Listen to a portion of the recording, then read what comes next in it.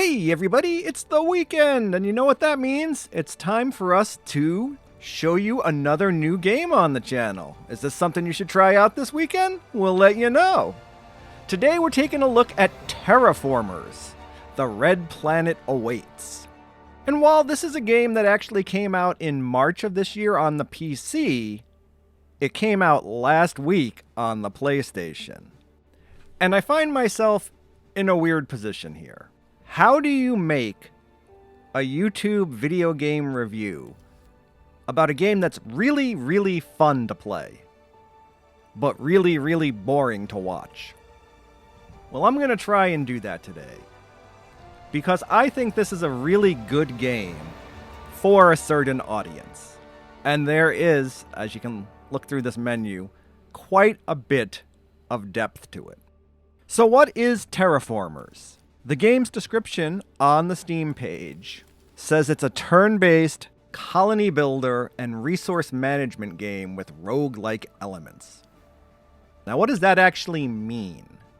Well, if you guys have ever played games like Stellaris or Civilization or the Old Age of Empires, any of those games where you try and guide a civilization as it moves forward, you know that at some point during those games, somebody comes along and attacks you, and all your hard work goes right out the door. But what if you weren't competing against other civilizations? What if you were competing against a planet? Because that's what we're doing here with Terraformers. You are trying to build a self-sustaining colony on a planet that is incredibly inhospitable to human life. And the way Terraformers has decided to implement that challenge is through the selection of random cards. Each card representing a decision you're making for the future of your colony.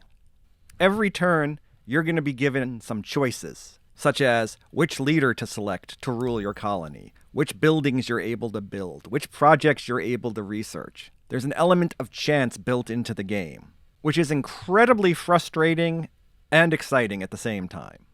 So my first choice here is deciding between these two leaders for my colony. And each leader has different skills.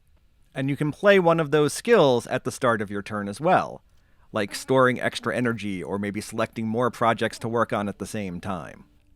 So once you select your leader, you go to your very first colony, you place your headquarters, and you can see all these little circles are places where you'll be able to put buildings in this colony, all of which do different things. As you progress through the game, your colonies will get bigger and bigger and be able to produce more and more things. And then you'll start adding additional colonies across the planet. But for now, we just have our lone little base here. And we're going to add a greenhouse, because you need food for additional colonists. So then we go back to our leader, now that our colony is established. And we're going to select the little rover icon, and we're going to pick a location around our colony for us to explore. See how they all have these question marks under them? So when you click and explore it, it will tell you what resources are actually available in that spot, in this case, water. Now, we don't have any extra colonists to mine that water just yet, so we're going to advance our turn. And you can see at each new turn, you have a choice of 3 new projects.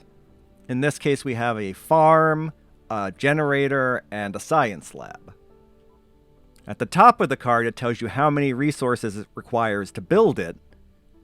And at the bottom of the card, it tells you what it produces once you have built it.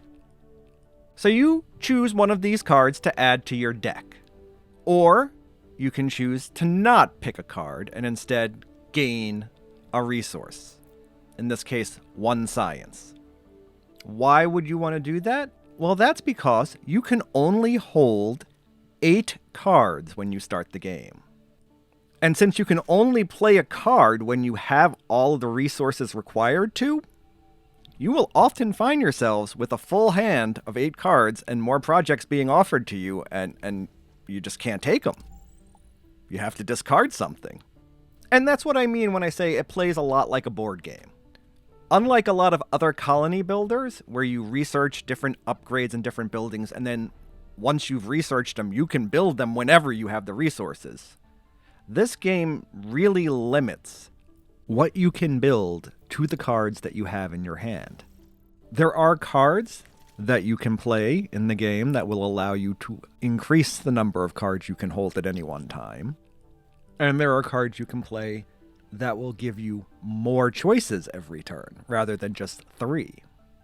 So, late game, you might be offered 8 or 9 cards each turn, and you might be able to hold 12 or more cards in your hand, really increasing your flexibility and showing you how your technology has evolved and given you more opportunities.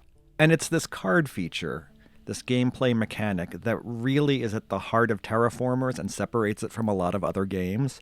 And it's the thing I love the most about it, and it drives me absolutely crazy at the same time. Because there's only so much you can plan for. There is an element of chance in every single turn. And you could just have a string of bad luck that ruins your game. And there's just nothing you can do about it. And that can be really upsetting and frustrating to some people. But personally, I kind of just took it as the human element. You know, you can make all the plans you want, but people will always do things you don't expect them to. Sometimes those things will ruin all your plans. And I look at this card system as simulating that kind of random colonist choice. So as I said, this is a resource management game. So that means you find new resources, mine them, balance what you think you're going to want versus what you have available. But the resource that is most valuable in Terraformers is the popular support. And that's represented by that circle in the upper left-hand side of the screen with the smiley face.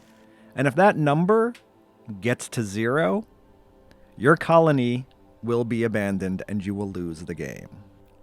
Winning, on the other hand, is something that you have a lot more control over and a lot more flexibility with. At the beginning of the game, you can choose which path you want to embark on. Maybe the goal is to just gather a lot of resources and make a self-sustaining colony.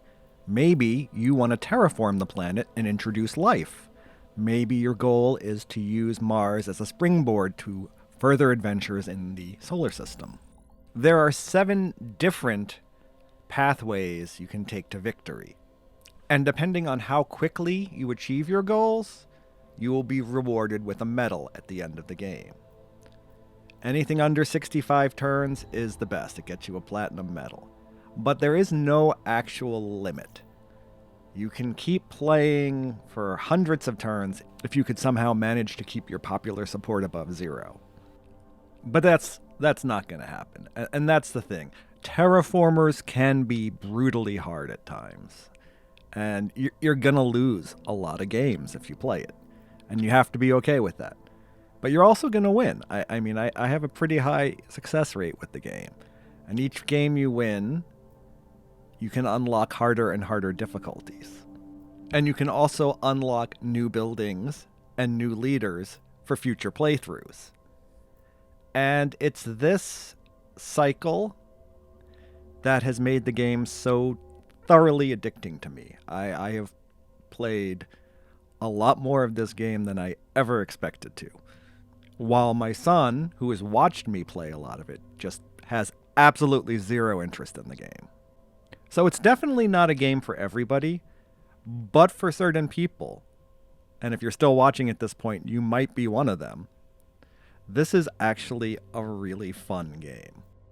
It's become one of my favorites of the fall season so far. And I have a feeling I'm going to be spending a lot more time with this game as well. Anyway, that's going to do it for our review of Terraformers. If you enjoy seeing new game reviews on the channel, please hit that like button to let us know, and we will keep bringing you more of them. And if you haven't subscribed yet, please consider doing so. It really helps us to grow the channel, and you never miss an episode of content. We'll be back soon with more videos for you guys. Thanks for watching.